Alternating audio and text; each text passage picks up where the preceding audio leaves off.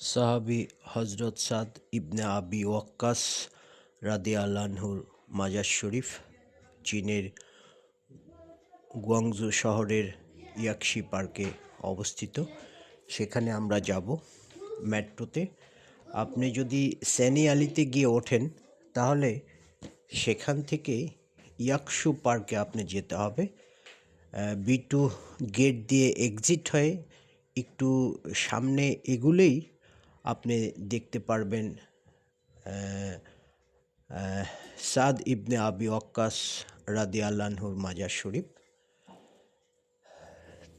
ওনার সংক্ষিপ্ত জীবন বিবরণী থেকে জানা যায় তিনি মক্কা নগরীতে 595 খ্রিস্টাব্দে কুরাইশ বংশের সম্ভ্রান্ত পরিবারে জন্মগ্রহণ করেন। তিনি ছোটবেলা থেকেই অত্যন্ত সুদক্ষ তীরন্দাজ এবং বুদ্ধিমত্তাদীপ্ত শিশু ছিলেন। সাদ ইবনে আবি ওয়াক্কাস রাদিয়াল্লাহু আনহু ইসলাম গ্রহণ করেছিলেন এবং তিনি তৃতীয় ব্যক্তি হিসাবে ইসলাম গ্রহণ করেছিলেন এবং তিনি হযরত মুহাম্মদ সাল্লাল্লাহু আলাইহি সাল্লামের মামা ছিলেন। মামা ভাগ্নার সম্পর্ক ছিল আমাদের হযরত মুহাম্মদ সাল্লাল্লাহু আলাইহি সাল্লামের সঙ্গে তার। এটা হচ্ছে মসজিদের অজুখানা। দেখেন ওনাদের মসজিদ কত সুন্দর, অজুখানা কত সুন্দর। এখানে গরম ঠান্ডা পানির ব্যবস্থা রয়েছে। তবে আমরা সকালবেলা গিয়েছিলাম বলে এখানে লোকজনের একটু ভিড়টা কম ছিল 11টার দিকে। এমনিতেই শীতকালে লোকজন কম থাকে। তো আমরা ওখানে গিয়ে এক লিবিয়ান দম্পতি পেয়েছিলাম, তার 2 সন্তানকে নিয়ে এসেছিল। তো আমরা এখানে উজু করে নিলাম। আমরা তো চীনে এত ঘন ঘন মসজিদ নেই, যার জন্য এখানে এসে ফজরের কাজা নামাজ আদায় করলাম এবং নফল সুন্নত কিছু নামাজ আদায় করলাম।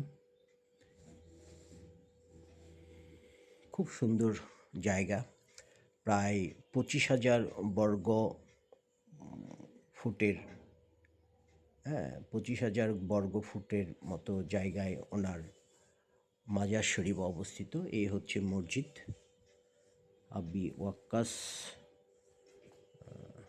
রহমতুল্লাহ রাদিয়াল্লাহু আনহুর যে মাজার শরীফ, ওনার মাজার শরীফের পাশেই অবস্থিত এই মসজিদ।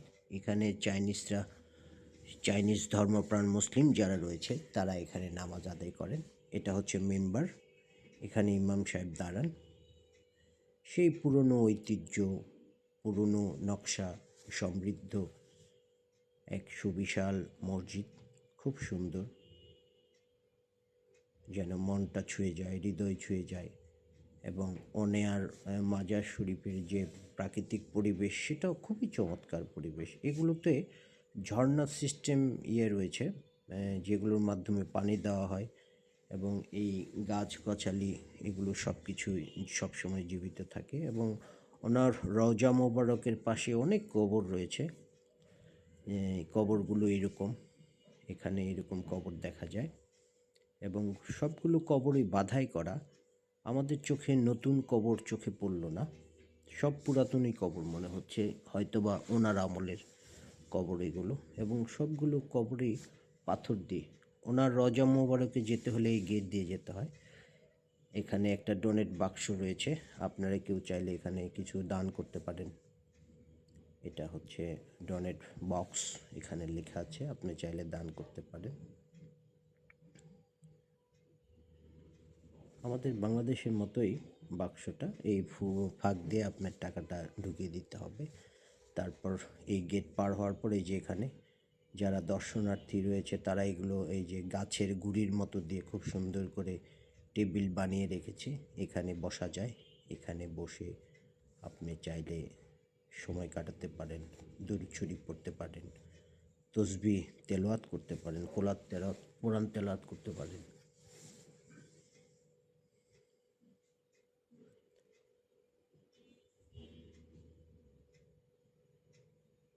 এটা হচ্ছে মাজার শরীফ সংলগ্ন কবরস্থান এবং যে বিভিন্ন জায়গা রয়েছে।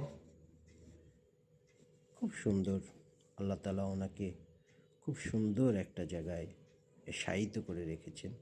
তবে এটা নিয়ে একটু মতভেদ রয়েছে, তো আমি ওদিকে যেতে চাচ্ছি না, আপনারা এটা জেনে নেবেন। ওই যে ওনার মাজার শরীফ দেখা যাচ্ছে, উনি এখানে শুয়ে আছেন। পৃথিবীতে জীবিত থাকা অবস্থায় যিনি জান্নাতের খবর পেয়েছিলেন যে উনি জান্নাতবাসী, ওনার রওজা মোবারক, সুবহানাল্লাহ, খুব সুন্দর, মাশাআল্লাহ, খুব সুন্দর রওজা মোবারক।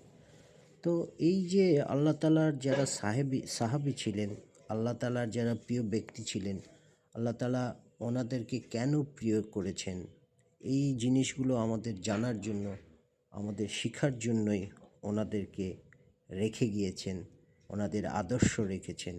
এগুলো থেকে যাতে আমরা শিখতে পারি, জীবনকে উন্নত করতে পারি, জীবনকে যাতে আরও ভালোভাবে পরিচালনা করতে পারি, আমরা সত্য মিথ্যা ভালো মন্দ এগুলোর সম্বন্ধে জানতে পারি, বিভেদ, কোন দিকে গেলে আমাদের ভালো হবে, কোন দিকে গেলে মন্দ হতে হবে, এগুলো আমরা জানতে পারি এই সাহাবী এবং যারা বুজুর্গ ব্যক্তি রয়েছেন তাদের মাধ্যমে, তাদের জীবনী থেকে, তারা চলাফেরা সব কিছু থেকে। খুব সুন্দর পরিবেশ, মনোমুগ্ধকর পরিবেশ, যে পরিবেশ দেখলে সত্যি মনটা নরম হয়ে যায়, কোমল হয়ে যায়। আল্লাহ তাআলা তার প্রিয় বান্দাদেরকে এভাবে শায়িত রেখেছেন কোলাহল মুক্ত সুন্দর পরিবেশে, যেন তারা পৃথিবীতেই জান্নাতের স্বাদ গ্রহণ করছেন।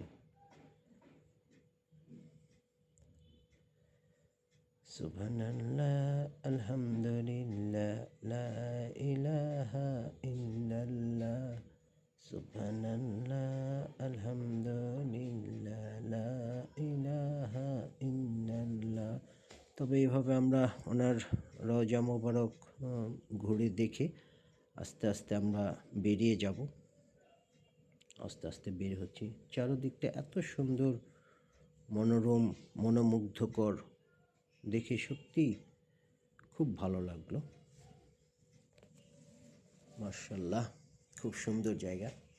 এবং সবাই চেষ্টা করবেন, যারা চীনে যাবেন তারা একটা বার হলেও যাতে এই মাজার শরীফটা ঘুরে আসতে পারেন এবং এই মসজিদে নামাজ আদায় করতে পারেন। আল্লাহ তাআলা সবাইকে সেই তৌফিক দান করুক। একটা জিনিস কি, আপনি পৃথিবীর যে প্রান্তেই যান না কেন, আপনি যদি কোনো মসজিদে নামাজ আদায় করেন, তাহলে কাল কিয়ামতের দিন এই মসজিদ আপনার পক্ষে সাক্ষী প্রদান করবে, সাক্ষ্য দিবে যে আল্লাহ, তোমার এই বান্দা আমার মসজিদে এসে তোমার ইবাদত করেছে, নামাজ পড়েছে।